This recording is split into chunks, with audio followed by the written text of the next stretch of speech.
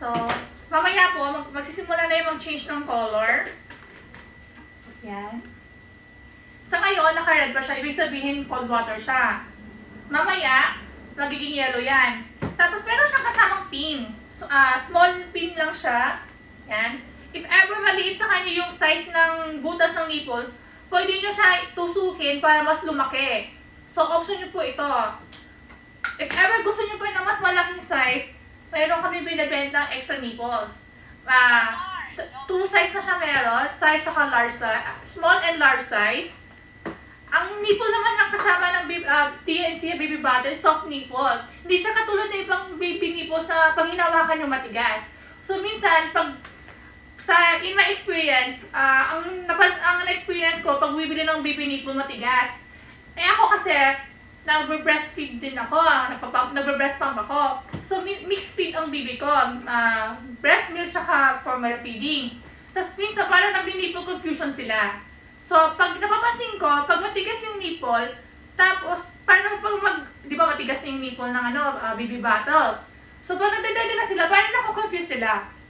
Ito, natry ko tong sample ng DNC baby bottle.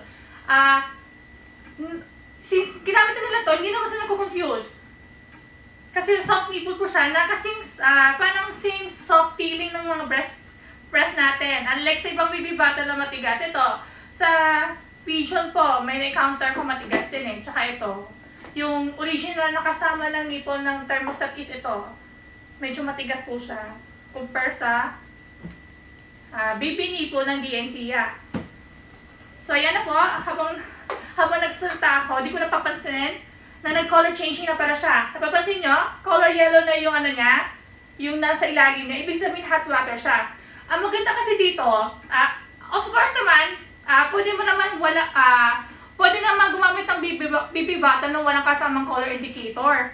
Kaya lang parang dagdag na rin siya, dagdag feature. So kasi may mga first time mom, hindi alam kung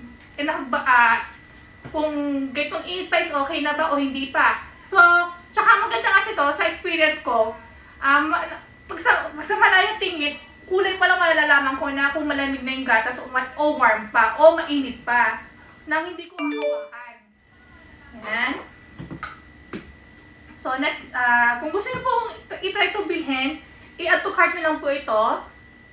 Tapos, next naman po tayo sa bote